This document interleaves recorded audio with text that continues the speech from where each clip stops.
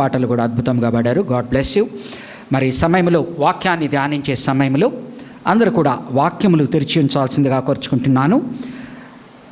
ఫిలదెల్ఫియా సంఘం గురించి వ్రాయబడుతున్న మాటలు ప్రకటన గ్రంథము 3వ అధ్యాయము 7 నుంచి 13 వచనాలు ధ్యానించబోతూ ఉండగా అందరూ కూడా మీ బైబిళ్ళ వైపున చూడాలని కోరుకుంటున్నాను.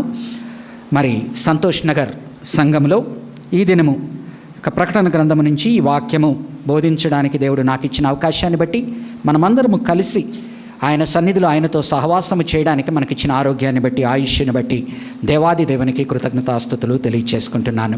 మరి కూడిన వారిని అందరినీ కూడా దేవుని చేతులకు సమర్పించుకుంటూ ఈ వాక్యము ద్వారా మన యొక్క సంఘము ఆశీర్వదింపబడాలని కోరుకుంటున్నాను. ఇది మనము మాట్లాడుతున్న సంఘములలో 7 సంఘములలో 6వ సంఘముగా పేర్కొనబడి ఉన్నది. 6 అనగా మనము ఒక సంఖ్య తక్కువగా భావిస్తాం కదా, 7 సంపూర్ణమైనది అని. కానీ సంఘముల విషయంలో ఏం చెప్తున్నాడంటే ఆయన 7 సంఘాల గురించి మాట్లాడుతున్నాడు. కానీ సంఘము పరిస్థితి, సార్వత్రిక సంఘముల పరిస్థితి దేవుడు కోరుకుంటున్న దానికన్నా తక్కువ రీతిలో అసంతృప్తికరంగా ఉందని చెప్తున్నాడు. కాబట్టి 6వ సంఘముగా చెప్పబడుతున్న ఫిలదెల్ఫియా సంఘాన్ని మంచి సంఘముగా మాట్లాడుతున్నాడు, ఆశీర్వదింపబడిన సంఘముగా మాట్లాడుతూ ఉన్నాడు. మనం గమనించినట్లయితే 2 సంఘాల గురించి ఆయన తీర్పు లేకుండా, విమర్శ లేకుండా మాట్లాడేటువంటివి 2 సంఘాలు. ఆ 2 సంఘాలు ఏంటంటే స్మరణ సంఘము, ఈనాటికి ఉన్న ఇజ్మీర్ అనేటువంటి పట్టణము అస్మిర్నా, అలాగనే ఈ యొక్క ఫిలదెల్ఫియా సంఘము. దీన్ని ఆలా షెహీర్ అనేటువంటి పేరుతో ఇప్పటికి కూడా ఉందని వేదాంతవేత్తలు చెప్తూ ఉన్నారు. కాబట్టి ఈ 2 సంఘాలలో విభిన్నముగా మనం గమనించవలసింది ఒకటి ఉన్నది. ఏంటి అంటే ఈ 2 సంఘాలలో కూడా యూదుల నుండి పర్సిక్యూషన్ ఉన్నది, యూదుల నుండి శ్రమ ఉన్నది. కాబట్టి ఈ 2 సంఘాలలో కూడా దేవుని ప్రజలు అనబడుతున్న యూదులు దేవుని యొక్క ప్రజలుగా పేరుగాంచిన క్రైస్తవులను కష్టపెడుతున్నట్టుగా మనము చూస్తాం. కానీ ఈ కష్టాలను భరిస్తూ ఉన్నప్పుడు, అనగా అన్ని సంఘాలలో ఎక్స్టర్నల్గా, అనగా బయట నుంచి బాహ్యముగా వీరు పెర్సిక్యూషన్, శ్రమను ఎదుర్కొంటున్నారు. అంతర్గతముగా ఎవరైతే దేవుని ప్రజలు ఒకనాడు పేరుగాంచబడ్డారో ఆ యూదులు వీరిని వేరేగా చూస్తూ వీరిని శ్రమ పెడుతూ ఉన్నారు. కాబట్టి ఈ శ్రమలు, శోధనలు తట్టుకుంటూ ఈ 2 సంఘాలు ముందుకు వెళ్తున్నాయి. దేవుని దృష్టికి మంచి సంఘాలుగా పేరు తెచ్చుకున్నాయి. కాబట్టి బాహ్యముగా కానీ అంతర్గతముగా కానీ ఏ శ్రమ ఉన్నా, ఏ శోధన ఉన్నా దేవుని కొరకు నిలబడిన సంఘాలు ఈ 2. కాబట్టి శ్రమ లేనిదే సంఘము ప్రక్షాళనము చేయబడదు. శ్రమ లేనిదే సంఘము పరిశుద్ధపరచబడదు. కాబట్టి శోధనలు, శ్రమలు వచ్చినప్పుడు నీవు నేను దానికి ఏ విధముగా స్పందిస్తామో అన్నది ముఖ్యం. ఏ సంఘమైతే, లేకపోతే ఏ విశ్వాసి అయితే, ఏ సంఘం అయితే, లేకపోతే ఎవరైతే వ్యక్తి దేవుని యందు లేకుండా ఉంటారో ఆ శోధన వచ్చినప్పుడు, శ్రమలు వచ్చినప్పుడు వారు నీరు గారిపోతారు, వారు జారిపోతారు, పక్కకి తప్పిపోతారు.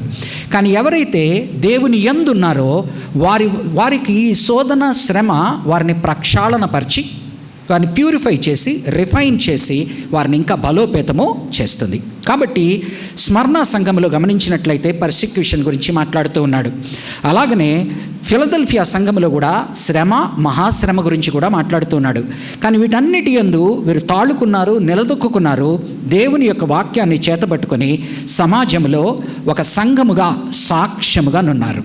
కాబట్టి ఇవి మంచి సంఘాలు, ఆశీర్వదింపబడిన సంఘాలు. ఈ యొక్క ఫిలదెల్ఫియా పట్టణం గురించి ఆఖరిలో అదేమంటారు, అప్లికేషన్, మనం ఏదైతే వారికి రివార్డ్స్, బహుమానాలు ఇస్తున్నాడో ఆ సమయంలో ఈ పట్టణం గురించి కొంత చెప్తాను. ప్రస్తుతము వాక్యంలోకి వెళ్దాం డైరెక్ట్గా. చూడండి, మనం మాట్లాడుకున్న విధముగా దీనిలో 7 అంశాలు ఉంటూ ఉన్నాయి ప్రతి ఒక్క సంఘముతో మాట్లాడుతున్నప్పుడు. మొట్టమొదటిగా వారికి వ్రాయుము అంటున్నాడు, ఆ సంఘ దూతకు వ్రాయుము అంటున్నాడు.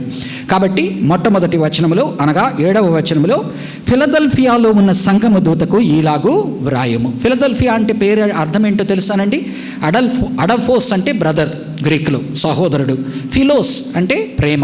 సో ఫిలడెల్ఫియా కాబట్టి సహోదరులను ప్రేమించేటువంటి సంఘం, ఆ పేరు. కానీ ఇది ఒకనాడు కట్టబడిన పట్టణం.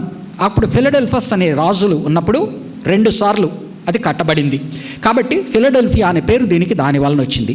కానీ ఈ పేరుతో కాకుండా ఆ యొక్క దాన్ని ఏమంటారు, లోకానుసారమైన పేర్లు కూడా దీనికి 2 ఉన్నాయి. పైపెచ్చు ఇది భూకంపాలకు ప్రసిద్ధిగాంచిన స్థలం. కాబట్టి ఈజీగా అర్త్ క్వేక్ ప్రోన్ ఏరియా అన్నమాట ఇది. కాబట్టి 2 సార్లు ఈ పట్టణము కూలిపోవడము మరలా తిరిగి కట్టడము ప్రారంభమైంది. అలాగనే 2 సార్లు అన్య రాజులైన ఈ రోమా చక్రవర్తులు దీనికి 2 పేర్లు పెట్టినట్టుగా కూడా చూస్తాం. నియో కజారియా అని చెప్పి, అంటే కైజరియా అని, అనగా temple cult, warden of temple cult. ఎక్కడైతే ఎంపరర్ వర్షిప్ ఉన్నదో దాన్ని అక్కడ ఆ రాజు పేరుతో. అలాగనే 79-80 క్రీస్తు శకంలో ఫ్లావియా అనే పేరుతో, ఈ 2 పేర్లతో ఉన్నది. దీని యొక్క విశిష్టత ఏంటో వాక్యంలోకి వెళ్ళిన తర్వాత చూద్దాం. అంటే యేసు ప్రభు వారు ఒక్కొక్క సంఘముతో మాట్లాడుతున్నప్పుడు ఆయన మాట్లాడే మాటలలో ఆ సంఘము అన్వయించుకోవడానికి చాలా ఈజీగా ఉండేటట్టుగా మాట్లాడుతున్నాడు. ఈరోజు మనకు చరిత్రలో ఒకానొక నాడు ఆ సంఘముల పరిస్థితి కానీ, ఆ యొక్క దాన్ని ఏమంటారు, సిటీస్, పట్టణాల పరిస్థితి కానీ మనకు తెలియదు. కానీ మనం చారిత్రాత్మకంగా మనం కొంత తెలుసుకున్నప్పుడు ఆయన ఈ మాట ఎందుకు మాట్లాడుతున్నాడు అని మనం కొంత అర్థం చేసుకోవచ్చు. కాబట్టి స్కాలర్లీగా మనం కొంత డెల్వ్ చేసినప్పుడు, రీసెర్చ్ చేసినప్పుడు ఆ మాటల్లోని అర్థము ఆనాటి వారికి ఏ విధముగా అర్థమైంది, ఈరోజు మనం దాన్ని ఏ విధముగా అన్వయించుకోవచ్చు అని మనకు అర్థమవుతుంది. జాగ్రత్తగా వినండి. రెండవదిగా ఆయన ఏం చేస్తున్నాడు, తనను తాను, రెండవదిగా క్రైస్ట్ సెల్ఫ్ డిస్క్రిప్షన్, ఆయన తనను తాను పరిచయం చేసుకుంటున్నాడు. ఒక్కొక్క సంఘానికి ఒక్కొక్క రకంగా ఆయన తనను తాను పరిచయం చేసుకుంటున్నాడు. ఈ సంఘానికి ఆయన తనను తాను ఏ విధంగా పరిచయం చేసుకుంటున్నాడో చూడండి. దావీదు తాళపు చెవి కలిగి ఎవడును వేయలేకుండా తీయువాడును, ఎవడును తీయలేకుండా వేయువాడనైనా సత్యస్వరూపియగు పరిశుద్ధుడు చెప్పుచున్న సంగతులు ఏవనగా. ఏం మాట్లాడుతున్నాడండి?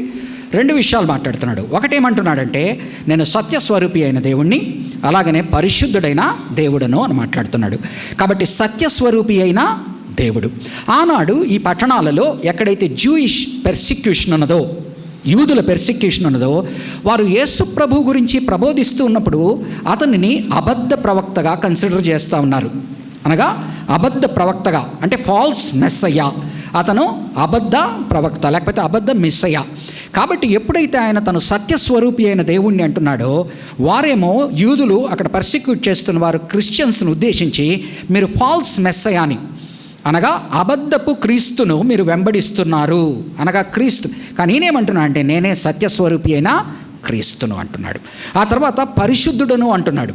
కాబట్టి వారు వీరిని రకరకాలుగా వేధిస్తూ ఉన్నారు. వీరు తీసుకునేటువంటి ప్రభు బలను కానీ, వీరు ప్రవర్తించేటువంటి తీరును కానీ వారు అపరిశుద్ధము అని మాట్లాడుతున్నారన్నమాట. కాబట్టి దానికి ఉద్దేశిస్తూ ఆయన అంటున్నాడు, నేను పరిశుద్ధుడనైనా దేవుడను. కాబట్టి విండికేషన్, ఎవరైతే సత్యస్వరూపి అయిన దేవుడై ఉన్నాడో, ఎవరైతే పరిశుద్ధుడైన దేవుడై ఉన్నాడో, వారిని వారు వేరే పేర్లతో పిలుస్తూ ఉన్నప్పటికీ ఈయన తనను తాను ఈ విధముగా ఉంటున్నాడు. కాబట్టి తద్వారా ఫిలదెల్ఫియాలో ఉన్న క్రైస్తవులకి చుట్టుపక్కల వారు వారిని విమర్శిస్తూ ఉన్నప్పుడు, మీరు ఫాల్స్ మెస్సయాన్ని, అబద్ధపు క్రీస్తుని వెంబడిస్తున్నారన్నప్పుడు ప్రభువు వీరికి ఆదరణ కలిగిస్తూ ఉన్నాడు. నేను సత్యస్వరూపైన దేవుణ్ణి, కాబట్టి మీరు వెంబడిస్తున్నది అబద్ధపు క్రీస్తుని కాదు. నేను పరిశుద్ధుని కనుక మీరు పరిశుద్ధముగా ఉంటున్నారు కనుక, మీరు ప్రక్షాళన చేయబడుతూ ఉన్నారు కనుక, వారు మిమ్మల్ని మీ గురించి ఏ మాటలు అనుకున్నా కూడా మీరు దాని గురించి బాధపడకండి, మీరు మీ విశ్వాసములో కొనసాగండి అంటున్నాడు. రెండవదిగా ఏ విధంగా పరిచయం చేసుకుంటున్నా అండి, దావీదు తాళపు చెవి కలిగి ఎవడును వేయలేకుండా తీయువాడును, ఎవడును తీయలేకుండా వేయువాడునైనా సత్యస్వరూపియగు పరిశుద్ధుడు చెప్పు సంగతులు ఏవనగా. రెండవది ఏం మాట్లాడుతున్నాడు? దావీదు తాళాల గురించి మాట్లాడుతున్నాడు. మనకెక్కడైతే యేసు ప్రభు గురించి మాట్లాడేటప్పుడు దావీదు అనే మాట వస్తుందో, ఆయన దావీదు వంశంలో నుంచి చిగురుగా వచ్చేటువంటి మెస్సయ్య అనేది వారి యూదుల యొక్క నమ్మకం. కాబట్టి ఎప్పుడెప్పుడైతే ఆయన దావీదును ఉపయోగించుకుంటున్నాడో, మెస్సయాన్ని కోవర్ టోన్స్ ఉన్నాయి. అంటే ఆయన మెస్సయ్య అని తనను తాను ప్రకటించుకుంటున్నాడు. పైపెచ్చు యెషయా గ్రంథము 22వ అధ్యాయము 22వ వచనములో దావీదు యొక్క ప్యాలెస్, అనగా ఆయన రాజ్య ఆయన ఉంటున్నదని ఏమంటారండి, ఆయన యొక్క ప్యాలెస్ని ఏమంటారండి, ఆయన ఉండేటువంటి స్థలము, ఆయన రాజధానికి తాళాలు ఎవరి చేతికి ఇవ్వబడి ఉన్నాయి అంటున్నా అంటే, యెషయా గ్రంథము 22:22లో ఎలియాకీము అనేటువంటి వ్యక్తికి ఇవ్వబడినట్టుగా చెప్తూ ఉన్నది. ఆ ఎలియాకీము అనే వ్యక్తి ఆ యొక్క రాజధాని మీద తాళాలు ఎలాగనున్నాయంటే, అతను తలుపు వేస్తే ఇంకొకడు తీలేడు, అతను తలుపు తీస్తే ఇంకొకడు వేయలేడు. అంటే సంపూర్ణ అధికారము ఆనాడు ఎలియాకీముకు ఉన్నది.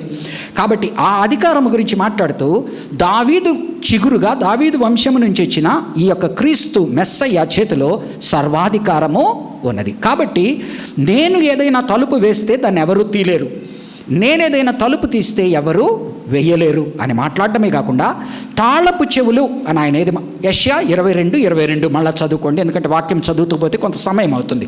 కాబట్టి యెషయా 22:22లో ఎలియాకీం గురించి మాట్లాడుతున్నాడు. ఆ మాటలు తనకు పురస్కరించుకుంటూ ఉన్నాడు.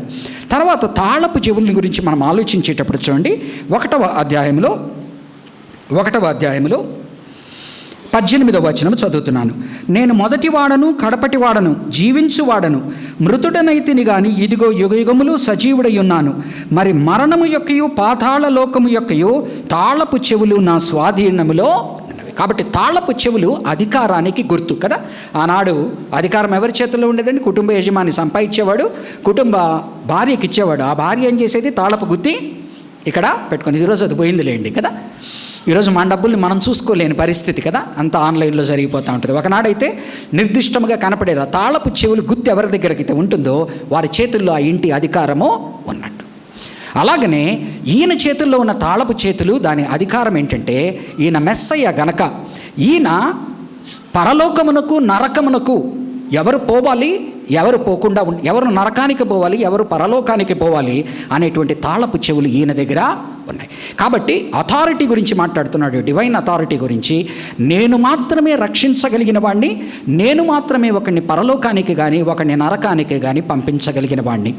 ఎవరైతే నన్ను నమ్ముకుంటారో యేసు ప్రభువును క్రీస్తుగా, వారు పరలోకానికి వెళ్తారు, లేని వారిని నరకానికి పంపిస్తాను అని గుర్తు చేస్తున్నాడు. కాబట్టి ఒక వార్నింగ్ లాంటిది, ఎవరైతే ఈ క్రైస్తవులను దూషిస్తూ ఉన్నారో వారికి ఒక హెచ్చరిక జారీ అవుతూ ఉన్నది.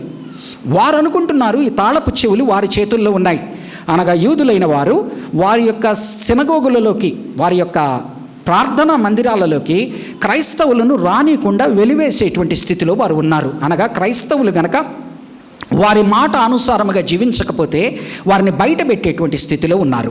కాబట్టి ప్రభువు ఏమంటున్నాడంటే, వారు నిన్ను బయట పెట్టచ్చేమో కానీ నిజమైన తాళపు చెవులు నా దగ్గర ఉన్నాయి, పరలోక ప్రవేశము నా చేతుల్లో ఉన్నదని ఆయన ఆదరణ కలిగిస్తా ఉన్నాడు. కాబట్టి ఫిలదెల్ఫియా సంఘము ఏ యొక్క పర్సిక్యూషన్ గుండా వెళ్తూ అటు బాహ్యము నుంచి అంతర్గతముగా ఏదైతే శ్రమను అనుభవిస్తున్నారో ఆ శ్రమల సమయంలో తాళపు చెవులు వారి దగ్గర లేవు, కానీ పరలోకానికి నరకానికి పంపించేటువంటి తాళపు చెవులు నా దగ్గర ఉన్నాయి. వారు మహా అయితే సునగోగులో నుంచి మిమ్మల్ని బయటికి పంపించగలరేమో, కానీ పరలోక ప్రవేశం నుంచి వారు ఆపలేరు. పైపెచ్చు వారు ఇదే విధముగా కొనసాగితే వారు పరలోక ప్రవేశము పొందుకోరు అని గుర్తు చేస్తున్నాడు. ఇప్పుడు చూడండి, ఆయన తనను తాను పరిచయం చేసుకున్న తర్వాత అన్ని సంఘాల విషయంలో మూడవదిగా మనం చూస్తే ఎక్కువ భాగము ఫస్ట్ కండెమ్నేషన్, అనగా వారిని విమర్శించేటువంటి మాటలు, తీర్పు తీర్చేటువంటి మాటలు మాట్లాడి, ఆ తరువాత ఏదైనా ప్రశంసించేది కనుక ఉంటే అది ప్రశంసిస్తున్నాడు. అంటే ఎక్కువ ఫస్ట్ కండెమ్నేషన్ మాట్లాడతాడు, ఆ తర్వాత కమెండేషన్ మాట్లాడతాడు. కానీ గమనించండి, స్మరణ సంఘము విషయంలో, మంచి సంఘముగా పేర్కొనబడుతున్న స్మరణ సంఘము విషయంలో, మంచి సంఘముగా ఆశీర్వదింపబడిన సంఘముగా పేర్కొనబడుతున్న ఫిలదెల్ఫియా సంఘమును గురించి ఆయన మంచి మాటలే మాట్లాడుతున్నాడు, ప్రశంసే మాట్లాడుతున్నాడు, కమెండేషనే మాట్లాడుతున్నాడు. విమర్శ లేదు, తీర్పు లేదు, కండెమ్నేషను లేదు. కండెమ్నేషను లేదు. ఈ మాట మనం అర్థం చేసుకోవాలి. కాబట్టి దేవుని దృష్టిలో బయట వారు ఏ విధముగా అయినా వీరిని విమర్శిస్తూ ఉండవచ్చు, బయట వారు వీరిని ఏ విధముగా అయినా మాట్లాడుతూ ఉండవచ్చు, కానీ ప్రభువైన యేసు వీరి గురించి ఒక కమెండేషన్, ప్రశంస మాత్రమే మాట్లాడుతున్నాడు. ఆ ప్రశంసలో భాగముగా ఆయన ఏం చేస్తున్నాడో చూడండి, 8వ వచనం, నీ క్రియలను నేను ఎరుగుదును. ఆయన యూజువల్గా క్రియలను గురించి మాట్లాడినప్పుడు నెగటివ్ ఓవర్ టోన్స్ మనం చూస్తాం. ఇక్కడ నీ క్రియలను నేను ఎరుగుదును అంటే సంపూర్ణంగా ఎరుగుదును, నువ్వు లోపల చేసేది బయట చేసేది అన్నీ నాకు తెలుసు. అందుకని ఆయన హృదయాంతరములలో ఉన్న ఆలోచనలు చూడగలిగిన వాడు. తలుపులు వేసుకొని మనం మాట్లాడేటువంటి చెడ్డ మాటలు ఆయన వింటాడు, తలుపులు వేసుకొని మనం రహస్యంగా చేసే ప్రార్థన ఆయన వింటాడు. కాబట్టి నీ మాటలు కొంచెముగా నుండి నువ్వు జాగ్రత్తగా నుండి నువ్వు మాట్లాడిన మాటలు కృపగలిగిన పలుకులు, మంచి పలుకులుగా ఉండగలిగినట్లుగా నుండు. మనం చాలాసార్లు తలుపులు వేసుకున్నప్పుడు మన ప్రవర్తన, మన మాటలు కానీ ప్రవర్తన కానీ వేరేగా ఉంటుంది. తలుపులు తెరిచి ఉన్నప్పుడు మన ప్రవర్తన కానీ మాటలు కానీ వేరేగా ఉంటాయి. కానీ రహస్యమందు చూసేటువంటి వాడు హృదయాంతరములలో ఉన్న ఆలోచనలు చూడగలడు. ఎవరికి వినబడదు అని ఒక ఇద్దరు మాట్లాడుకునే మాటలు కూడా ఆయన వినగలుగుతూ ఉన్నాడు. గనక ఆయన ఏమంటున్నాడంటే, నీవు చేసే పనులు అవి బాహ్యముగా కానీ ఆ యొక్క ఆంతరింగకంగా కానీ అన్నీ నాకు తెలుసు. ఆ పనులన్నీ కూడా మంచివి. నీ క్రియలను నేను ఎరుగుదును. నీకున్న శక్తి కొంచెమై ఉండినను నీవు నా వాక్యమును గైకొని నా నామమును ఎరుగను అనలేదు. ఏమంటున్నాడు? నీకున్న శక్తి కొంచెమే అనగా, వీరు ఆ దినము ఫిలదెల్ఫియా సంఘాలు, ఆ రోజు సంఘాలు గమనించండి, ఈరోజు మాట్లాడుకుంటున్న మెగా చర్చెస్ కావు. ఈరోజు మనం ఏమనుకుంటున్నాం, చర్చెస్ అంటే ఇంతమంది కూర్చున్న వాళ్ళం అనుకుంటున్నాం. ఆ రోజు ఆయన సంఘము అంటున్నది ఒక ఇంట్లో నడిచేది. ఒక డబ్బున్న వారి ఇంట్లో, విశ్వాసి అయిన వారి ఇంట్లో వారి హాల్ పెద్దదైతే అక్కడ నడుపుకునేవారు. ఎందుకని మనం మేడ మీద గది అని చూస్తాం. విశ్వాసులంతా ఎంతమంది ఉన్నారంటే 120 మంది కనిపిస్తున్నారు. అలాగనే ఆయన కొరింథీ సంఘమని, ఆ సంఘమని, ఈ సంఘమని చెప్తున్నప్పుడు ఆ సంఘాలన్నీ కూడా వారి ఇంట్లో కలుస్తాయి. అందుకని ఆ ఇంటి కుటుంబ యజమాని, విశ్వాసి అయిన కుటుంబ యజమాని గురించి మాట్లాడతాడు అపొస్తలుడైన పౌలు లేఖల్లో. కాబట్టి వాళ్ళ సంఘాలంతా కూడా చిన్న చిన్న సంఘాలు. అనగా బయటున్న మెజారిటీ అన్యులతో పోలిస్తే, బయటనున్న మెజారిటీ అన్యుల ఆలయాలతో పోలిస్తే ఇవి చాలా చిన్నవి. ఆ చిన్న వాటిలో సైతము ఇంకా అక్కడ గనక పర్సిక్యూషన్, శ్రమ గనక ఉంటే వారెంత భయపడుతూ, దాంకుంటూ, జాగ్రత్త పడుతూ చేస్తూ వారు ఎంత బలహీనమైపోతారో మీరు ఆలోచించండి. అనగా భయంతో వణుకుతూ ఉంటారు. వారికంటూ ఒక ఆర్థికమైన ఒక బేస్ ఉండదు. వారు ఏదైనా చేయాలన్న ఉద్యోగాలు, సద్యోగాలు కోల్పోయేటువంటి పరిస్థితి. ఏదైనా వ్యాపారం చేయాలంటే అక్కడ కట్టుబాట్లతో వాళ్ళని ఫిక్స్ చేయడము, ఇటువంటి ఉన్న చోట్ల వీళ్ళు ఎక్కడైతే వారిని వారు చిన్నవారుగా తలుచుకుంటున్నారు, వారికి ప్రాముఖ్యత లేని వారుగా తలుచుకుంటున్నారు. పైపెచ్చు ఈ శ్రమల వలన వారు విసిగి వేసారి ఉన్నారు. అనగా శ్రమ వచ్చినప్పుడు మన ప్రాణము విసిగి వేసారుతుంది, మన హృదయము నీరు గారుతుంది. కాబట్టి ఏమంటున్నాడంటే చూడండి, నీకున్న శక్తి కొంచెమై ఉండినను, నీకున్న శక్తి కొంచెమై ఉండినను. ఈరోజు ఎంతోమంది స్థితిలో ఉంటూ ఉండవచ్చు, విశ్వాసి కానీ, సంఘాలు కానీ, ఎన్నిక లేని సంఘాలు అనుకుంటూ ఉండవచ్చు, ఎన్నిక లేని విశ్వాస కుటుంబాలు అనుకుంటూ ఉండవచ్చు.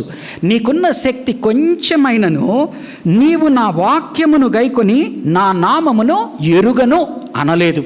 వాక్యమును గైకున్నావు, నా నామమును అంటే ఒకటి పాజిటివ్గా చెప్తున్నాడు, నీవు నా వాక్యమును గైకొని నా నామమును ఎరుగను అనలేదు. కాబట్టి వీరు వారి సాక్ష్య జీవితంలో ఎలా నడుచుకుంటున్నారు అంటే, వారికి శ్రమ కలిగినప్పుడు జారిపోవట్లేదు, వారికి శ్రమ కలిగినప్పుడు నీరు కారిపోవట్లేదు, వారికి శ్రమ కలిగినప్పుడు సాక్ష్యము పల్చబడిపోవట్లేదు.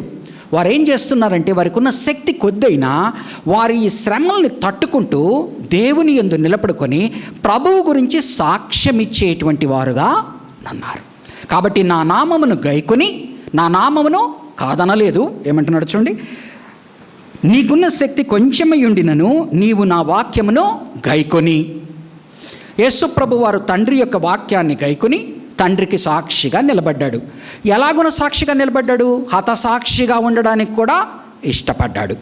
అలాగనే వీరు ఆయన వాక్యమును గైకొని వారి ప్రాణముల మీదకి వచ్చినా కూడా హతసాక్షులమైనా పర్వాలేదు అని నిలబడుకునేటువంటి బలమును కలిగి, అంటే చూడ్డానికి బలహీనులు కానీ ఆత్మీయముగా బలపరచబడుతూ సాక్ష్యము కలిగి ఉన్నారు.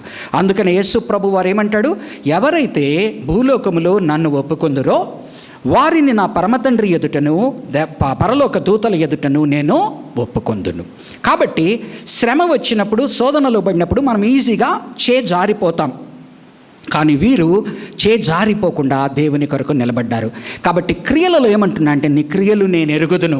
ఆ క్రియలు ఏంటి అంటే, నీకున్న శక్తి కొంచెమే, బయట వారితో పోలిస్తే నువ్వు బలముతో నిలదొక్కుకోలేని పరిస్థితి, కానీ నీవు నా నామమును కాదనకుండా నా వాక్యాన్ని గైకొని నా కొరకు సాక్షిగా నీవు నిలిచావు. కాబట్టి ఇది ఇక్కడున్న మనమందరము కూడా బాహ్యముగా, అంతర్గతముగా మనకి ఏ సమస్యలు వచ్చినా కూడా, మన శక్తి తగ్గిపోతుంది అని మనం అనుకుంటున్నా కూడా, దేవుని వాక్యానికి కట్టుబడి ప్రభువును నామమును కాదనక సాక్ష్యముగా నిలబడాలి అని ఒక మంచి సంఘము, ఆశీర్వదింపబడిన సంఘము ఇలాంటి సాక్ష్యము కలిగి ఉన్నప్పుడు నీ క్రియలు నేను ఎరుగుదును, అవి మంచివి అంటున్నాడు.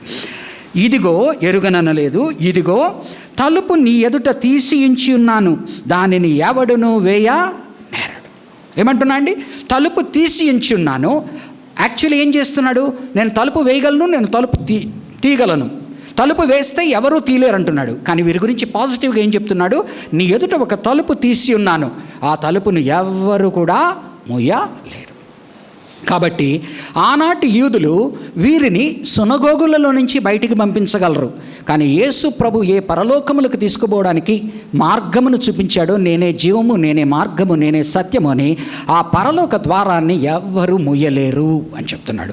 కాబట్టి ఫిలదెల్ఫియా సంఘానికి ఇది గొప్ప ఆదరణ కలిగిస్తుంది. అనగా సమాజము వారు నన్ను తృణీకరించిన, నా కుటుంబము వారు యేసు ప్రభు నమ్ముకున్నందువలన వారు నన్ను తృణీకరించిన, నా ముందర ఒక తలుపు తెరవబడి ఉన్నది, ఆ తలుపును ప్రభువు తెరిచి ఉన్నాడు, దాన్ని ఎవ్వరూ ముయ్యలేరు కదా. ఈరోజు మన మొహం మీద ఎవరైనా తలుపు వేశారు అనుకోండి, లవదోక్య సంఘంతో అదే కదా మాట్లాడేది. నెక్స్ట్ వారం చూద్దాం దేవుని చిత్తమైతే, మరలా అవకాశం వచ్చినప్పుడు. అదే కదా, నిన్ను తలుపు ఎదుట నిలబడి ఉన్నాను, నువ్వు తెరిస్తే. వారు ఏం చేస్తున్నారండి? ఆయన మొహం మీద తలుపు వేసి ఉన్నారు. కాబట్టి అంటున్నాడు, తలుపు నేను తీసిన తలుపు ఎవ్వరూ ముయ్యలేరు. కాబట్టి ఓ ఫిలదెల్ఫియా సంఘమా, నమ్మకమైన సంఘమా, మంచి సంఘమా, నీవు నీ శ్రమల యందు ఈ విధంగా నిలబడ్డావు గనక, నీ శ్రమలలో భాగముగా నిన్ను ఎవరైతే వారి యొక్క సునగోగులలో నుంచి భాగముగా ఉండకుండా నిన్ను బయటికి బహిష్కరిస్తూ ఉన్నారో, ఆ తలుపుల గురించి నువ్వు ఎక్కువ బాధపడవద్దు. ఆ తలుపుల గురించి నువ్వు ఎక్కువ బాధపడవద్దు. నేను నీకు పరలోక తలుపులే తెలిచింది, దాన్ని ఎవ్వరూ మూయలేరు కనుక నీవు ధైర్యముగా నుండు, దానిని ఎవడు వేయనేరడు. 9వ వచనం. కాబట్టి ఏం మాట్లాడుతున్నాడండి? 9వ వచనం. 9వ వచనంలో ఏం చేస్తున్నా అంటే ఆయన 3 ప్రామిసులు ఇస్తూ ఉన్నాడు. ఏంటంటే, ఒకటి విండికేషన్, అనగా వారు శ్రమలలో ఉన్నప్పుడు వారిని తప్పిస్తూ విడుదల చేస్తున్నాడు. చూడండి ఎలాగన 9వ వచనం. సో మనం ఏం చూసామంటే, మొట్టమొదటిది పలానా వారికి లేఖ రాయి, నేనేంటో తనను తాను బయలుపరుచుకుంటున్నాడు. 3వది ఏం చేస్తున్నాడు? కమెండేషన్, ప్రశంస చూసాం. ఆ తర్వాత ఈ ప్రశంసలు పొందుకుని ఇలాగున్న నిలబడి ఉన్నప్పుడు అన్ని కమెండేషనే కనుక వాళ్ళకి ఎక్స్ట్రా రివార్డ్స్ మాట్లాడుతున్నాడు. అర్థమైందా? మామూలుగా రివార్డ్స్ అనగా వారికి ఇవ్వబోయేటువంటి బహుమానాలు ఆఖరిలో మాట్లాడుతున్నాడు. వీరికి ఆఖరిలో వారికి ఇస్తానన్న 3 బహుమానాలు మాట్లాడుతున్నాడు. నా దేవుని పేరు నీ మీద ఉంచెదను, ఆ నా నూతన పట్టణమైన పైనుంచి పరలోకం నుంచి దిగివచ్చు నామము నీ మీద పెట్టేదను, నీకు కొత్త నామముని ఇచ్చేదను. అవి మాట్లాడుతూ ఇక్కడేం మాట్లాడుతున్నా అంటే చూడండి, వారికి ఎక్స్ట్రా రివార్డ్స్ కొన్ని మాట్లాడుతూ ఉన్నాడు. యూదులు కాకయే తాము యూదులమని అబద్ధమాడు సాతాను సమాజపు వారిని రప్పించెదను. మొట్టమొదటిగా ఏమంటా అంటే వాళ్ళకి రివార్డు, నిన్ను ఎవరైతే యూదుల గురించి ఏం మాట్లాడుతున్నాడు? యూదులు అనగా ఎవరండి? జాగ్రత్తగా వినండి. దేవుని ప్రజలు అని పేరు సంపాదించిన ప్రజలు. కానీ వారు ఎలా దేవుని ప్రజలయ్యారు? దేవునిని వారు విశ్వసించి దేవుని మార్గంలో అనుసరిస్తున్నంత వరకే వారు దేవుని ప్రజలు. వారు ఎప్పుడైతే దేవునికి విరోధముగా నడుస్తారో పేరుకి దేవుని ప్రజలే కానీ వారు లోకానుసారమైన ప్రజలు. కాబట్టి ఏమంటున్నాడంటే, యూదులు కాకయే, యూదుడు అని చెప్పుకుంటున్నాడు కానీ వాడు యూదుడు కాడు. ఎందుకని? రోమీయులకు రాసిన పత్రికలో చెప్తాడు, యూదుడు అంటే ఎవరయ్యా? బాహ్యముగా సున్నతి చేసుకున్నవాడా యూదుడు? బాహ్యముగా సున్నతి చేసుకున్నవాడా యూదుడు? అంతరంగమున దేవుని యొక్క ధర్మశాస్త్రమును అనుసరించువాడే కదా నిజమైన యూదుడు. కాబట్టి ఒకడు ఆ యొక్క బాహ్యముగా చేసుకున్న సున్నతి లేకపోయినను అంతరంగమునందు దేవుని ఆ యొక్క ధర్మశాస్త్రాన్ని అనుసరిస్తున్న ఎడల వాడు యూదుడు అని అనబడడా అని రోమీయులకు రాసిన పత్రిక 2వ అధ్యాయంలో ప్రశ్నిస్తాడు. అంటే క్రైస్తవుల్ని హెచ్చిస్తూ, క్రైస్తవుల్ని from the point of perspective of Christians he questions Jews, అపోస్తలుడైన పౌలు. అలాగనే వీరేం చెప్పుకుంటున్నారు? యూదులు అని చెప్పుకుంటున్నారు. యూదులకున్న ఆ యొక్క గొప్పతనం ఏంటి? దేవుడు వారిని ఎన్నుకున్నాడు, నెంబర్ 1. నెంబర్ 2, వారు దేవుని నామమున సున్నతి చేసుకుని ఉన్నారు. తర్వాత వారు దేవుని ప్రజానీకముగా సునగోగుల్లో కలుస్తూ ఉన్నారు. సమాజ మందిరంలో వాళ్ళు విగ్రహారాధనలో ఉండరు. తర్వాత వాళ్ళు తీసుకునేటువంటి ఫుడ్ లాస్ కొన్నిటి ఉంటాయి. ఇవన్నీ కూడా అంటే ఆహార పదార్థాల మీద వీరిని యూదులు అంటారు. ఈయన ఏమంటున్నాడంటే, వారు యూదులు అని చెప్పుకుంటున్నారు. యూదులు కాకయే తాము యూదులమని అబద్ధమాడు. వారు ఏమంటండి? అబద్ధమాడుతున్నారంట. వారు యూదులు అని చెప్పుకుంటున్నారు కానీ యూదులు కారు. అబద్ధమాడు వారిని ఏమంటున్నాడు? ఎలా నిర్వచిస్తున్నాడు? ఈక్వల్ టు వారు దేవుని సమాజము. సునగోగ్ అంటే ఏంటండి? మనం గనక పాత నిబంధనలో వారు సమాజముగా కూడిరి అనే మాట మనము ఎగ్జోడస్ అంతా చూస్తాం కదా, నిర్గమకాండము. కాబట్టి వారిని వారు ఏం పిలుచుకుంటున్నారు? దేవుని సమాజము అని పిలుచుకుంటున్నారు. ఈరోజు మనం ఎలాగైతే దేవుని సంఘము అని మనల్ని మనం పిలుచుకుంటున్నామో, వారు దేవుని సమాజము. కానీ ఆయన ఏమంటున్నాడు? అబద్ధమాడు సాతాను సమాజపు వారు. సో వారు దేవుని ప్రజలు అని వారు అనుకుంటున్నారు, కానీ వారు సాతాను సమాజమై ఉన్నారు. సాతాను సమాజపు వారిని రప్పించెదను. వీళ్ళని తరిమేసి వాళ్ళుంటే ఈయనేమంటున్నా అంటే వారిని రప్పించెదను. వారు వచ్చి నీ పాదముల ఎదుట పడి నమస్కారము చేసి, వారిని రప్పిస్తాను, నీ పాదాల మీద పడి నమస్కారము చేస్తారు. ఇదిగో నేను అనగా దేవుడు ప్రభువు నిన్ను ప్రేమించి తినని తెలుసుకొనున్నట్లు చేసేది. వెలివేయబడిన వారిని ఎవరైతే వెలివేశారో వారిని నీ పాదాల దగ్గరికి తీసుకొస్తాను. ఆ తర్వాత వారు నీ పాదాల మీద పడి నమస్కారము చేసేలా చేస్తాను. ఆ తర్వాత వారు ఏం అర్థం చేసుకుంటారంటే, ఈ క్రైస్తవులు అనబడేటువంటి వారు దేవుని ప్రజలు అని, వారి మీద దేవుని ప్రేమ నిలిచి ఉన్నది, అనగా దేవుని యొక్క ఎన్నిక, ఎలక్షన్, దేవుని యొక్క ఎఫెక్షన్ అనగా ఆయన ప్రేమ అనురాగము క్రైస్తవుల మీద నిలిచిందని వారికి నేను సాక్ష్యము ఇస్తాను. కాబట్టి ఏం చేస్తున్నా అంటే, యూదులు ఏ యొక్క ఆశీర్వాదాలు దేవుడు ఇస్తానని మాట్లాడాడో చూడండి.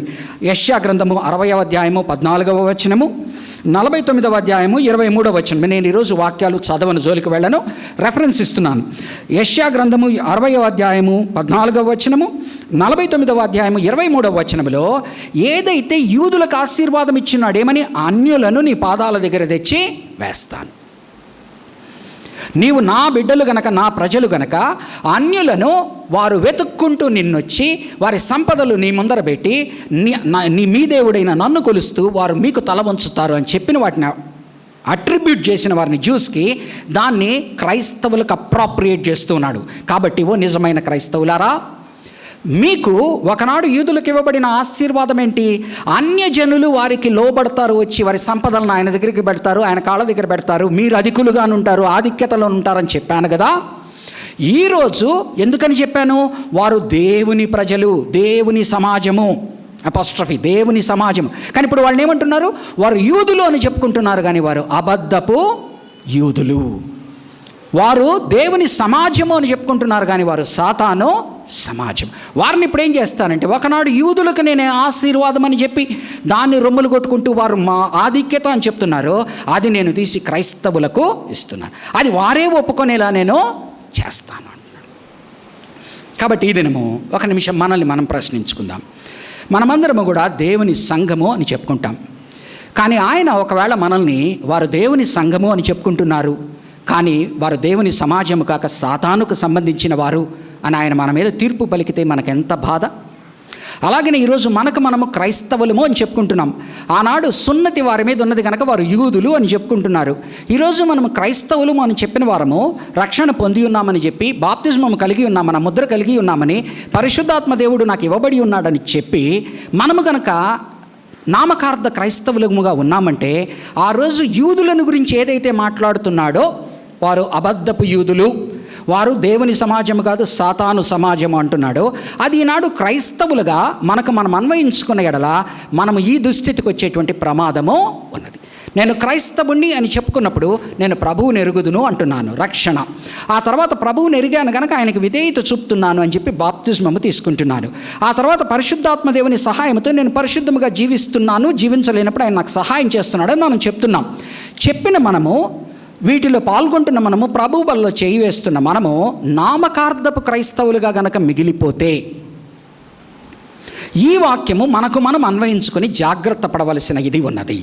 ఆనాడు ఆయన యూదులనే అబద్ధపు యూదులు అనడానికి ఆయన సందేహించనప్పుడు, ఆయన వారిని సాతాను సమాజము అనడానికి సందేహించనప్పుడు, ఈరోజు క్రైస్తవ సంఘముగా పేరు పెట్టుకొని క్రైస్తవులము అని చెప్పుకుంటున్న మనము ఆయనకు తగిన రీతిగా లేకపోతే అబద్ధపు క్రైస్తవులు, నామకార్థపు క్రైస్తవులు, ఇంకా పోతే వారు సాతానుకు సంబంధించిన వారు అనేటువంటి ప్రమాదము కూడా మనకున్నది కనుక మన రక్షణ మన ప్రవర్తన ద్వారా ఎప్పటికప్పుడు జాగ్రత్త చేసుకుంటూ ఉండాలి. రక్షింపబడిన మనము విధేయత చూపి బాప్తిజమము తీసుకున్న వారై దానికి తగిన రీతిగా మన జీవిత విధానాన్ని అనుదినము వాక్యము వెలుగులో చూసుకుంటూ మనము సరిదిద్దుకుంటూ ముందుకు వెళ్ళని ఎడల ఈ తీర్పు మన మీదకి కూడా వచ్చే ప్రమాదము ఉన్నది. కాబట్టి వాళ్ళకి రివార్డ్స్లో మొట్టమొదటిది ఏమిస్తున్నా అండి? విండికేషన్. అనగా చుట్టుపక్కల వారందరూ కూడా వారు నిజమైన దేవుని ప్రజలు, వీరు అబద్ధపు మెస్సయ్యను, అబద్ధపు క్రీస్తుని వెంబడిస్తున్నా అబద్ధపు యూదా ముసుగులో క్రైస్తవత్వాన్ని వెంబడిస్తూ బెనిఫిట్స్ పొందుకుంటున్న వారు అంటున్న వారితో ఆయన ఏమంటున్నా అంటే నో, వీరి మీద నా ప్రేమ ఉన్నదని వారే ఒప్పుకొనేలా చేస్తాను. అంటే నా ఎలక్షన్, యూదుల మీద ఎలక్షన్ ఏ విధముగా ఉన్నదో, యూదుల మీద ఏ విధముగా అఫెక్షన్, లవ్, ఆప్యాయత, అనురాగం ఉన్నదో అది మీ మీద ఉన్నదని వారే ఒప్పుకొనేలా చేస్తాను. కాబట్టి విండికేషన్, వారి పొజిషన్ని విండికేట్ చేస్తున్నాడు. రెండవదిగా ఏం చేస్తున్నాడు అంటే రివార్డ్గా వారికి ప్రొటెక్షన్ ఇస్తున్నాడు, వారికి కాపుదలను, భద్రతను కలగజేస్తున్నాడు. దేని నుంచో చూద్దాం. 10వ వచనం, నీవు నీ ఓర్పు విషయమైన వాక్యమును గైకొంటివి గనుక, నీవు నీ ఓర్పు విషయమైన వాక్యమును గైకొంటివి గనుక భూనివాసులను శోధించుటకు లోకమంతటి మీదికి రాబోవు శోధన కాలములో నేను నిన్ను కాపాడెదను. సో రెండవది ఏంటండి? ఫస్ట్ది విండికేషన్. చుట్టుపక్కల వారు ఒక రకంగా అనుకుంటుంటే నో, నేను నిన్ను విండికేట్ చేస్తాను, వారే వచ్చి నిన్ను ఒప్పుకొనేలా నేను చేస్తాను. రెండవది, రానున్న దినాలలో శ్రమ రాబోతూ ఉన్నది. ఆ శ్రమ ఎటువంటిది? యూనివర్సల్ ట్రిబ్యులేషన్, అనగా లోకమంతటి మీదికి వచ్చును. అది ఎవరిని శోధిస్తుంది? భూనివాసులను శోధిస్తుంది. చూడండి, దాని యందు నేను మిమ్మును రాబో శోధన కాలములో నేను నిన్ను కాపాడేదను. నీవు నీ ఓర్పు విషయమైన వాక్యమును గైకొంటివి గనుక. ఏంటంటే దానికి బేసిస్ ఏంటి? Conditional blessing. నీవు ఓర్పు విషయమైన వాక్యమును గైకొంటివి గనుక, ఈ బ్లెస్సింగ్స్ గనుక. ఏంటండి ఓర్పు విషయంలో? శ్రమ వచ్చినప్పుడు వీరు ఓర్పు కలిగి క్రీస్తుకు సాక్ష్యం ఇవ్వకుండా, జారిపోకుండా నిలబడ్డారు. అనగా వారిని పరీక్షించినప్పుడు, చూడండి, ఏదైనా మన జీవితంలో 2 కారణాలుగా వస్తుంది. ఎవరైతే యేసునందు లేరో వారు యేసునందు ఇంకా ఉండకుండా తప్పిపోతారు. ఎవరైతే యేసునందు ఉన్నారో, శ్రమ శోధన వచ్చినప్పుడు యేసునందు ఉన్నారో వారు యేసునందు బలపడతారు. వారి యొక్క విశ్వాసము ప్రక్షాళనపరచబడుతుంది, వారు పరిశుద్ధపరచబడతారు, వారి విశ్వాసంలో బలపడతారు. ఎవరైతే దేవుని యందు లేరో వారు ఇంకా దేవునికి దూరం అయిపోతారు. ఎవరైతే దేవునిలో ఉన్నామనుకుంటూ, తాము క్రైస్తవులం అనుకుంటూ ఉన్నవారు శ్రమ వచ్చినప్పుడు వారు నిజమైన క్రైస్తవులా కాదా వారికే తెలిసిపోతుంది. ఈ శోధన ఎవరి మీదకి వస్తుందంటున్నాడు? భూనివాసుల మీదకి. ఏంటో చూద్దాం. కాబట్టి ప్రొటెక్షన్ ఇస్తానంటున్నాడు. ఏంటండి ప్రొటెక్షన్? నిన్ను కాపాడుతాను అంటున్నాడు. మన ప్రాణాలని కాపాడుతానంటున్నాడా? మన సాక్ష్యాన్ని కాపాడుతానంటున్నాడా? ప్రకటన గ్రంథములో ఎక్కడ కూడా, ప్రకటన గ్రంథమే కాదు, నూతన నిబంధన అంతా కూడా, జాగ్రత్తగా వినండి, this is going to be my stand for the preaching in the next revolution. క్రైస్తవ పరిశుద్ధ లేఖనాలలో, నూతన నిబంధనలో ఎక్కడా కూడా శ్రమల నుంచి నిన్ను తప్పిస్తాను అనేటువంటి వాగ్దానము లేనే లేదు. కానీ నీవు శ్రమల గుండా వెళ్తున్నప్పుడు నేను నిన్ను కాపాడుతాను అనే వాగ్దానం ఉన్నది. ఆ కాపాడుట గురించి ఏం మాట్లాడుతున్నాడంటే, ఎంతోమంది ఆనాటి అపోస్తలు ఈ మాట చెప్పినవారు కానీ, ఆదిమ సంఘం నుంచి 300 ఏళ్ల వరకు ఉన్న క్రైస్తవత్వంలో వారు ప్రాణాలు కాపాడబడలేదు, హతసాక్షులయ్యారు. కానీ వారి సాక్ష్యము కాపాడబడింది. అంటే వారి యొక్క విశ్వాసాన్ని కోల్పోకుండా దేవుడు వారిని కాపాడాడు. కాబట్టి ప్రాణము కాపాడబడ్డము అనేది దేవుడు వాగ్దానము ఇవ్వడము లేదు. మరీ పెచ్చుగా ప్రకటన గ్రంథములో ఆయన ఒక క్రైస్తవుడు శ్రమల గుండా వెళ్ళినప్పుడు వారిని శ్రమల నుంచి తప్పిస్తాను అన్నప్పుడు వారి ప్రాణమును కాపాడుతాను అని చెప్పట్లేదు.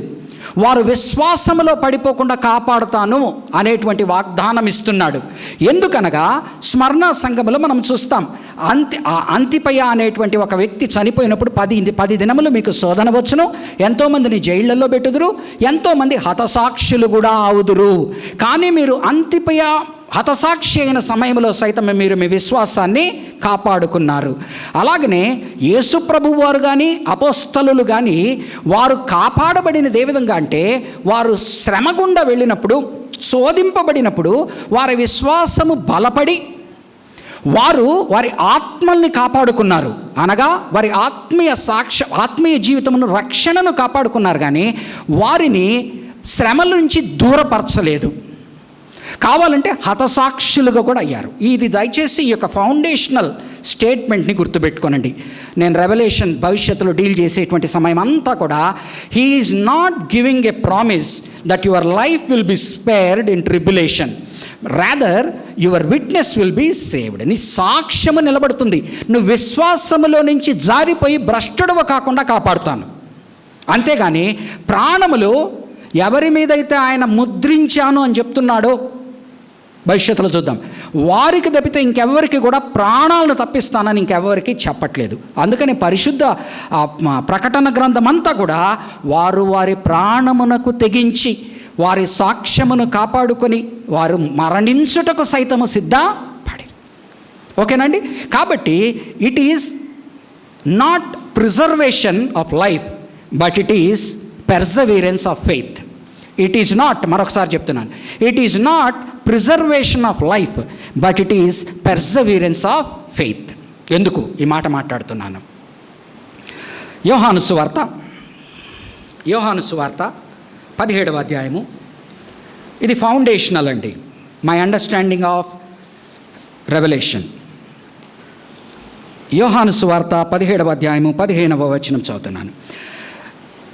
యేసు ప్రభు వారు ప్రధాన యాజక ప్రార్థన తన విశ్వాసుల కొరకు చేస్తున్న సమయంలో, నీవు లోకములో నుండి వారిని తీసుకొని పొమ్మని నేను ప్రార్థించుట లేదు, కానీ దుష్టుని నుండి వారిని కాపాడుమని ప్రార్థించుచు అన్నాను. నీవు లోకములో నుండి వారిని తీసుకొని పొమ్మని అనగా ఈ శ్రమల నుంచి దూరంగా తీసుకెళ్ళిపోయి వారి ప్రాణాలని కాపాడమని నేను అడగట్లేదు. నీవు లోకములో నుండి వారిని తీసుకొని పొమ్మని నేను ప్రార్థించుట లేదు, కానీ దుష్టుని నుండి వారిని కాపాడుమని ప్రార్థించుచున్నాను. దుష్టుడు ఏం చేస్తాడండి? నిన్ను విశ్వాసములో నుంచి తప్పిస్తాడు. దేవుడు ఏం చేస్తాడండి? నిన్ను విశ్వాసములో కాపాడుతాడు. అందరికీ మీరు కలకాలం బ్రతికి ఉంటారని ఆయన క్రైస్తవులకి వాగ్దానం ఇవ్వట్లేదు. ఒకానొక సమయంలో ఒక తరములో శ్రమలు వస్తాయి. ఆ శ్రమలలో అందరూ బ్రతకరు. ఎంతోమంది వారి ప్రాణాలు ఇవ్వవలసిన పరిస్థితులు వస్తాయి, హతసాక్షులు కావాల్సిన పరిస్థితులు వస్తాయి. కానీ దుష్టుని నుండి ఏదైతే విశ్వాసం నుంచి తప్పిపోయేలా చేస్తుందో దాని నుంచి నేను కాపాడుతాను. ఎందుకు చెప్తున్నాను ఈ మాట? హెబ్రీ పత్రికలో అంతా కూడా ఆయన ప్రార్థించను, ఆయన ప్రార్థనను ఆలకించను, ఆయన వినయ విధేయతలను విన్నను అంటాడు. కానీ ఆఖరికి జరిగింది ఏంటి? ఆయన ప్రార్థనలు ఏ విధంగా ఆలకించాడు? ఆయన శోధన గుండా వెళ్తూ ఉన్నప్పుడు ఈ మరణము నుంచి నన్ను తప్పించు అనుట ద్వారా ఆయన విధేయతను నేర్చుకొనెను. ఏంటి ఆయన నేర్చుకున్న విధేయత? తన ప్రాణమును అర్పించుట సైతం. అర్థమవుతుందండి. కాబట్టి ఫౌండేషనల్ ఏంటి అంటే, యేసు ప్రభు వారు కానీ ఆయన తర్వాత వచ్చిన అపోస్తలులు కానీ శ్రమలు తథ్యమని చెప్తున్నారు. శ్రమల గుండానే మనము దేవుని రాజ్యమును సంతరించుకుంటాము అని చెప్తున్నాడు. ఆ శ్రమల గుండా ఆయన ఎవరికి ఎంత ఆయుష్కాలం ఇస్తాడో అంత ఇస్తాడు. ఆ శ్రమల నుంచి నిన్ను పక్కకు తప్పించేసి నీ ప్రాణాన్ని కాపాడుతానంటే, శ్రమలు నీకు తగలకుండా దూరంగా ఉంచుతాననే మాట ఆయన ఎక్కడా. కానీ శ్రమలలో దుష్టుడు నీ విశ్వాసాన్ని బలహీనపరిచే సమయంలో ఆయన నీకు పక్కన తోడుగా ఉండి నీ ఫెయిత్ని ప్రిజర్వ్ చేస్తాడు. నీ ఫెయిత్లో నువ్వు పెర్సవీర్ అయ్యేటట్టుగా, దాన్ని వదలక పట్టుబట్టి ముందుకు వెళ్ళేటట్టుగా చేస్తాడు. 16వ అధ్యాయము, యోహాను సువార్త 16వ అధ్యాయము 33వ వచనం. నా యందు మీకు సమాధానము కలుగునట్లు ఈ మాటలు మీతో చెప్పుచున్నాను. లోకములో మీకు శ్రమ కలుగును, అయినను ధైర్యము తెచ్చుకొనుడి, నేను లోకమును జయించి ఉన్నానెను. ఏ విధంగా లోకాన్ని జయించాడండి? తన ప్రాణాలని కాపాడుకొని లోకాన్ని జయించాడా? కాదు కదా. కాబట్టి ఫౌండేషనల్ ఇది అర్థం చేసుకోవాలా. చాలాసార్లు మనం శ్రమ నుంచి తప్పింపి వేయబడాలా అనుకుంటాం, కానీ సంఘానికైనా శ్రమ నుంచి నువ్వు తప్పింపబడతావు అనే వాగ్దానం ఇవ్వట్లే. శ్రమ గుండా వెళ్తావు. శ్రమ గుండా వెళ్తున్నప్పుడు నీ విశ్వాసము పరీక్షింపబడుతుంది. నీ విశ్వాసాన్ని బలపరుస్తాను, నీ చెయ్యి వదలను. ఒకవేళ కొంతమంది విషయాల్లో వాళ్ళు హతసాక్షులు కావచ్చేమో, కానీ వారి విశ్వాసాన్ని కాపాడుతాను. కొంతమందికి దేవుని కృపను బట్టి ఆ యొక్క ఆయుష్ని ఇవ్వచ్చు ఎక్కువ కాలము, వారు విశ్వాసములు కాపాడబడతారు. కాబట్టి నేను నిన్ను ప్రొటెక్ట్ చేస్తాను. దేని నుంచి అండి? I will protect you from falling away. I will protect you from దాన్ని ఏమంటారు? అపోస్టసీ. అపోస్టసీ అంటే భ్రష్టత్వం. I will protect you even through afflictions when many are forgoing the name. నా నేమ్ని forsaking my name, you will not forsake my name, because I will be with you and I will protect you. మన విశ్వాసమును ఆయన కాపాడే దేవుడు. చూడండి, నీవు నీ ఓర్పు విషయమైన వాక్యమును గైకొంటివి గనుక భూనివాసులను శోధించుటకు లోకమంతటి మీదకి యూనివర్సల్ పెర్సిక్యూషన్ అండి.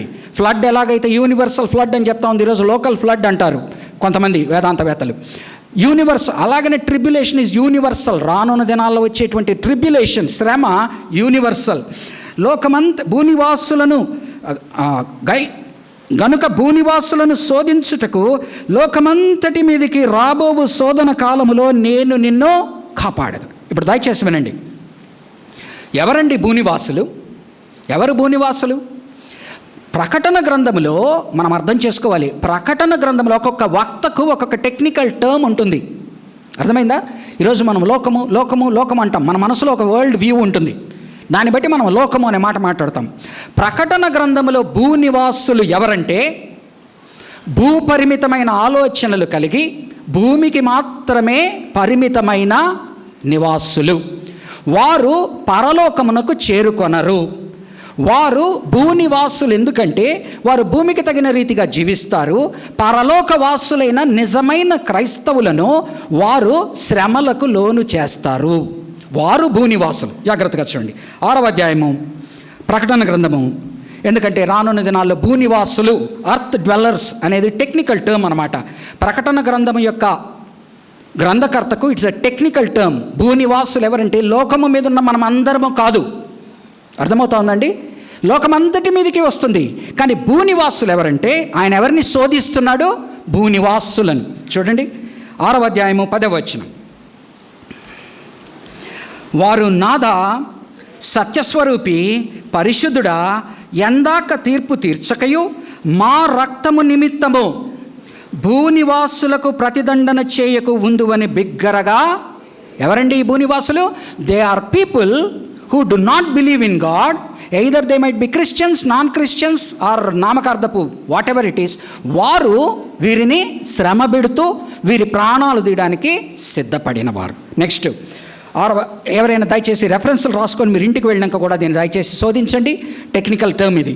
6వ అధ్యాయము 10వ వచనము, 8వ అధ్యాయము 13వ వచనం. మరియు నేను చూడగా ఆకాశ మధ్యమున ఒక పక్షి రాజు ఎగురుచు బూరలు ఊదబోచున్న 3 దూతలు బూరల శబ్దమును బట్టి భూనివాసులకు అయ్యో అయ్యో అయ్యో అని గొప్ప స్వరముతో చెప్పుట వెంటిని. 11వ అధ్యాయము 10వ వచనం. 11వ అధ్యాయము 10వ వచనం దయచేసి రాసుకోండి. ఈ 2 ప్రవక్తలు భూనివాసులను బాధించినందున, రాబో 2 ఎవరైతే సాక్షులుగా నిలబడి సాక్ష్యం చెప్తారో, భూనివాసులను బాధించినందున భూనివాసులు వారి గతి చూచి సంతోషించుచు, వారి గతి చూచి సంతోషించుచు ఉత్సహించుచు ఒకనికొకడు కట్నములు పంపుకొందురు. 13వ అధ్యాయము 8వ వచనం ఇంకా విపులంగా మాట్లాడతాడు. పోను 13వ అధ్యాయము 8వ వచనం. భూనివాసులందరూ, అండర్లైన్ చేసి పెట్టుకోండి దీన్ని, ఈ వర్డ్స్ని 2 చోట్ల చెప్తాడు. భూనివాసులందరూ అనగా, అనగా అంటే ఏంటి? భూనివాసులు అనే దానికి డెఫినిషన్. అనగా జగదుత్పత్తి మొదలుకొని వధింపబడి ఉన్న గొర్రెపిల్ల యొక్క జీవ గ్రంథమందు ఎవరి పేరు వ్రాయబడలేదో వారు. డెఫినిషన్ ఆఫ్ అర్త్ డ్వెల్లర్స్, భూనివాసులు అనగా జగదుత్పత్తి మొదలుకొని వధింపబడి ఉన్న గొర్రెపిల్ల యొక్క జీవ గ్రంథమందు ఎవరి పేరు వ్రాయబడలేదో వారు ఆ మృగమునకు నమస్కారము చేయుదురు. 12వ వచనం. అది ఆ మొదటి క్రూర మృగమునకున్న 13వ అధ్యాయము 12వ వచనం. అది ఆ మొదటి క్రూర మృగమునకున్న అధికారపు చేష్టలన్నీ దాని ఎదుట చేయుచున్నది. మరియు చావు దెబ్బ తగిలి బాగుపడి ఉన్న ఆ మొదటి మృగమునకు భూమియు దానిలో నివసించువారును నమస్కారము ఏం చేస్తారండి? ఆ మృగానికి నమస్కారం చేసేవారు. నెక్స్ట్ 14వ వచనం, 13వ అధ్యాయము 14వ వచనం.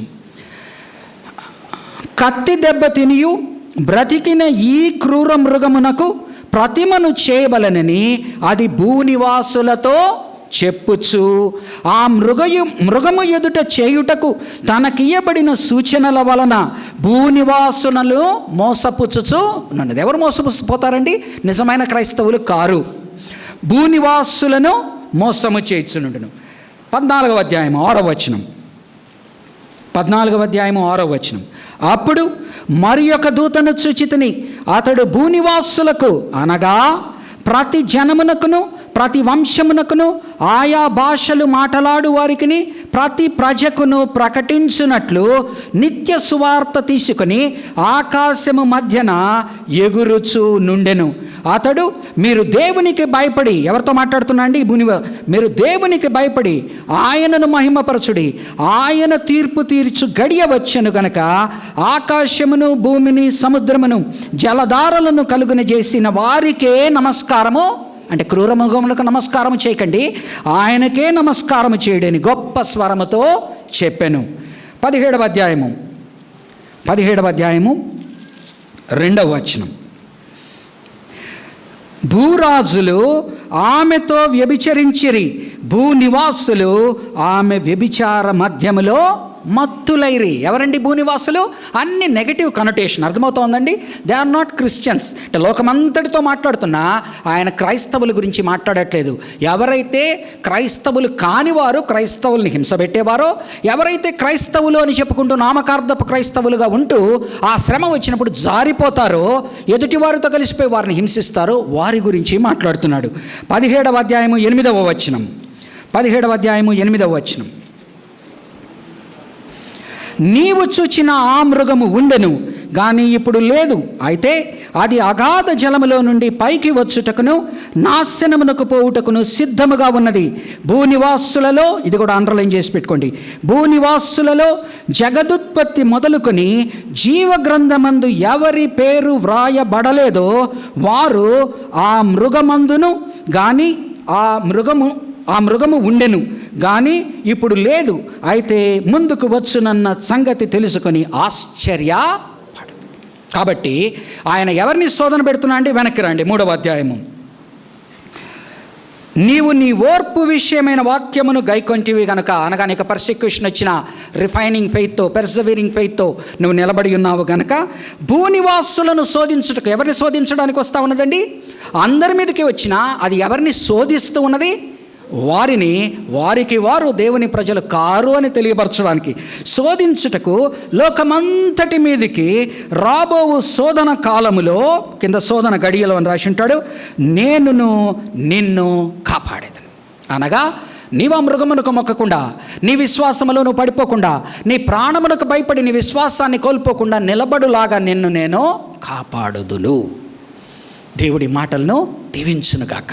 కాబట్టి ఎవరైతే నిజమైన క్రైస్తవుడో వాడు, దేవుడు వాడిని చెయ్యి వదలడు, వాడిని బలపరుస్తాడు, వాడి విశ్వాసము ప్రక్షాళన పరుస్తాడు, పరిశుద్ధపరుస్తాడు, తన్ని చేజారిపోకుండా నిలబెడతాడు. ఎందుకనగా నీ విశ్వాసమును భయముతోనూ వణుకుతోనూ నీవు కాపాడుకొనుము. కానీ కాపాడేది ఎవరండి? దాన్ని ఇచ్చేయించుటకు నిశ్చయించుకున్న దేవుడు. ఫిలిప్పీ 2:12-13. దాన్ని ఇచ్చేయించుకునేనా ప్రభు. కాబట్టి ఆయన సహాయముతో, సహకారముతో మనము విశ్వాసములో పడిపోకుండా, మనల్ని విశ్వాసములో ఉండేలా పెర్సవీరెన్స్ ఆఫ్ సైన్స్ అంటాం. పెర్సవీర్ అనగా పట్టు వదలకుండా ఉడుము పట్టుతో పట్టుకొని మనము దాని యందు జీవించేటట్టుగా జీవము, నిత్య జీవము పొందుకునేలాగా సహాయం చేస్తాడు. వెనక్కి వద్దాం. నేను త్వరగా వచ్చుచున్నాను. 11వ వచనం. 3వది ఏమంటున్నానండి? ఆయన రివార్డ్స్లో విండికేషన్ అనగా అందరూ నిన్ను అది ఇది అంటారు, నేనైతే నిన్ను దాని నుంచి విండికేట్ చేస్తాను. రెండవది, నువ్వు పడిపోకుండా నిన్ను ప్రొటెక్ట్ చేస్తాను. మూడవది పెర్సవీర్. ఏమంటున్నా అంటే నేను త్వరగా వచ్చుచున్నాను, ఎవడును నీ కిరీటము అపహరించకుండానట్లు నీకు కలిగిన దానిని గట్టిగా పట్టు. ఏమంటున్నాడండి? ఆయన కాపాడుతానని వాగ్దానం ఇస్తున్నాడు. నిన్నేమంటున్నాడు? త్వరగా వచ్చేస్తున్నాను, నువ్వు గాబరాపడద్దు, ఇంకొంతకాలం ఓపిక పట్టు, గట్టిగా పట్టుకో, నీకున్న దానిని నువ్వు వదిలిపెట్టవద్దు. ఎంత బ్యూటిఫుల్ అండి. ఒక పక్కనేమో దేవుడు మనల్ని కాపాడుతానంటున్నాడు, ఒకవైపునేమో మనకు హెచ్చరికిస్తున్నాడు, నీ దగ్గర ఉన్నది ఆ కిరీటం కోల్పోకుండా జాగ్రత్తగా గట్టిగా పట్టుకో, ఎంతో కాలం లేదు, నేను వచ్చేస్తున్నాను, ఐఎమ్ కమింగ్ సూన్. ఎవడు నీ కిరీటం అపహరించకుండా, కిరీటాన్ని అపహరించేవాడు ఎవడండి? సాతాను. నీ విశ్వాసంలో నువ్వు పడిపోయి ఆ కిరీటాన్ని దోచుకోవడానికి సిద్ధపడుతున్నాడు. దేవుడు నిత్య జీవముకు ఏర్పరచబడిన నీ కిరీటాన్ని ఆయన, ఎవరైతే నేను నా యొక్క శ్రమల యందు ఏమంటాడండి, మంచి పోరాటము పోరాడితిని, విశ్వాసమును కాపాడుకుంటుని, జాగ్రత్తగా మంచి చెప్పండమ్మా, మంచి పోరాటము పోరాడితిని, విశ్వాసమును కాపాడుకుంటుని, నా కొరకు నా పరుగును కడముట్టించి తిని, నా కొరకు పైన ఎత్తపెట్టబడిన. ఒక్క నిమిషం, మీ మీద నేను చాలాసార్లు ఆధారపడతానమ్మా. 2 తిమోతి 4వ అధ్యాయము 7వ వచనం. నేను వెడలిపోవు కాలము సమీపమై ఉన్నది, మంచి పోరాటము పోరాడి తిని, నా పరుగు కడముట్టించి తిని, విశ్వాసము కాపాడుకుంటుని. అర్థమైందండి? విశ్వాసము కాపాడుకుంటుని. ఇక మీదట నా కొరకు నీతి కిరీటం ఉంచబడి ఉన్నది. ఆ దినమందు నీతిగల న్యాయాధిపతి అయిన ప్రభువు అది నాకు మాత్రమే కాకుండా తన ప్రత్యక్షతను ఆపేక్షించు వారికి అందరికీ అనుగ్రహం. కాబట్టి I will vindicate you, I will protect you, but you have to persevere. I will protect you, but you have to persevere. అంటే నీ ఉడుము పట్టుకోవాలి. ఎంతో బాధపడవద్దు, నేను వచ్చేస్తున్నాను త్వరగా. కానీ నీ కిరీటాన్ని దుష్టుడు అపహరించకుండా, నీ విశ్వాసం కోల్పోకుండా, లోకముతో కలిసిపోకుండా, శ్రమ వచ్చినప్పుడు నువ్వు సాక్ష్యాన్ని వదిలేసి లోకముతో కలిసిపోయి ప్రభువు నా వాడు కాదని లోపల ఇది కావద్దు. పెర్సవీర్. పట్టుకొనుము, జయించు వానిని రివార్డ్స్ ఇస్తున్నాడు. ఏమిస్తున్నాడండి ఇప్పుడు? ఏమంటున్నా అంటే పెర్సవీర్ అనే దాంట్లో ఎగ్జాట్, మనం ఏం మాట్లాడుకున్నాం? 5వది exalt, either to repent or exalt to persevere. అనగా వారిని రిపెంట్ కమ్మంటున్నాడు. ఎవరైతే విమర్శలకు లోనై ఉన్నారో వారితో ఏమంటున్నా అంటే జాగ్రత్త, మారు మనస్సు పొందిన ఎడల మంచిది, మారు మనస్సు పొందని ఎడల అని ఎగ్జాటేషన్ ఇస్తున్నాడు. ఇక్కడ ఏమంటున్నా అండి, నువ్వు మారు మనస్సు పొందావు, రక్షణ ఉన్నది, నీతి కిరీటం నీ మీద ఉన్నది, కానీ ఆ కిరీటాన్ని ఎవడు లాక్కోకుండా నీవు దాన్ని గట్టిగా పట్టుకొని keep on preserving. I'm protecting you, I'm coming soon, there is no, ఇంకేమీ డిలే లేదు, వచ్చేస్తున్నాను అని బలపరుస్తూ, జయించు వానిని ఏమేమి ఇస్తా అంటున్నానండి? రివార్డ్స్. జయించు వానిని నా దేవుని ఆలయములో ఒక స్తంభముగా చేసేదను, అందులో నుండి వాడు ఇక మీదట ఎన్నటికి నీ వెలుపలకి పోడు. వారికి లేనిది ఏంటండి? వాళ్ళ పట్టణంలో, ఇందాక చెప్పాను కదా, అప్లికేషన్ అప్పుడు చెప్తాను, వాళ్ళ పట్టణంలో లేనిది ఏంటి? అర్త్క్వేక్ వచ్చిందంటే వాళ్ళ యొక్క పట్టణము ఇదైపోతుంది. ఏడి క్రీస్తు శకము 17వ సంవత్సరంలో భూకంపము ద్వారా సంపూర్ణముగా కూలిపోయింది పట్టణం, మరలా తిరిగి కట్టారు. అలాగన వారికి ఏం కావాలా? ఫిక్స్డ్గా ఉండాలా. కాబట్టి ఏమంటున్నాడంటే నేను నీకు స్తంభముగా నేను ఉంచుతాను. సో ఫిలదెల్ఫియా చర్చి వాళ్ళకి ఆ వారి పట్టణాన్ని బట్టి వారికి పునాది లేకపోవడం అంటే ఏంటి, పునాది కదలిపోవడం అంటే ఏంటి, ఈజీగా భూకంపం వస్తే ప్రాణాలు నష్టపోవడం ఏంటి, వారి ఉనికిని కోల్పోవడం ఏంటో తెలిసిన వారితో అంటున్నాడు, నీకు నేను సెక్యూరిటీని ఇస్తున్నాను, ఆ యొక్క బలమైన పునాది. నా దేవుని ఆలయములో ఒక స్తంభముగా చేసేదను. ఎవరి ఆలయములో నుండి? వీరు సునగోగు నుంచి తరిమేస్తున్నారు యూదులు, కానీ ఆయన ఏమంటున్నాడు, నా ఆలయములో నిన్ను స్తంభముగా చేస్తాను. వారేమంటున్నారు, నువ్వు ఫాల్స్ మెస్సయాన్ని నువ్వు ఫాలో అవుతున్నావు అని చెప్పి వారు వెలివేస్తూ ఉన్నారు. కానీ నా దేవుని ఆలయములో ఒక స్తంభముగా చేసేదను, అందులో నుండి వాడు ఇక మీదట ఎన్నటికీ వెలుపలకి పోడు. Praise the Lord. వారి భయమంతా ఏంటి? వారు ఆరాధించుకునేటువంటి సునగోగు మందిరంలో వాళ్ళంతా కూడా ఆ సమయంలో ఎక్కడున్నారండి? వారు సునగోగులోనూ కలిసి ఉన్నారు, వాళ్ళకంటూ ఒక చర్చ్ ఉన్నది. అర్థమవుతుందా? వాళ్ళ ఇళ్లలో చర్చ్ నడుపుకునేవారు. చాలామంది యూదుల నుంచి క్రైస్తవులు కనుక సునగోగుల్లో ఉండేవాళ్ళు. సునగోగుల్లో వాళ్ళు ఏం చేస్తున్నారు? యూదులు, వీరు నిజమైన యూదులు కాదు, యూదులు అనే గొడుగు కింద వీళ్ళు క్రైస్తవత్వాన్ని వెంబడిస్తున్నారని వాళ్ళని తరిమేస్తూ ఉండేవాళ్ళు. కాబట్టి ఏమంటున్నా అంటే ఎవడు నేను వెలుపలకి పంపించలేడు. నీ రక్షణ నిజమైనదైనప్పుడు ఇక్కడ వాళ్ళు నిన్ను అనుకున్నప్పటికీ ఆయన యొక్క ఆలయములో నుంచి నువ్వెప్పటికీ బయటికి వెళ్లకుండా నిన్ను ఆలయములో ఒక స్తంభముగా చేస్తాను. మరియు నా దేవుని పేరును 3 పెడుతున్నాడు. నా దేవుని పేరును కలిగి ఉండడం అంటే ఏంటండి? ఆయన ప్రజలము, దేవుని పేరును, పరలోకములో నా దేవుని యొద్ద నుండి దిగువచ్చుచున్న నూతనమైన యెరూషలేమును, నా దేవుని పట్టణపు పేరును, న్యూ జెరూసలేం. భవిష్యత్తులో చూస్తాం. ఆయన ప్రకటన గ్రంథంలో యెరూషలేం గురించి ఏం మాట్లాడతాడో తెలుసా?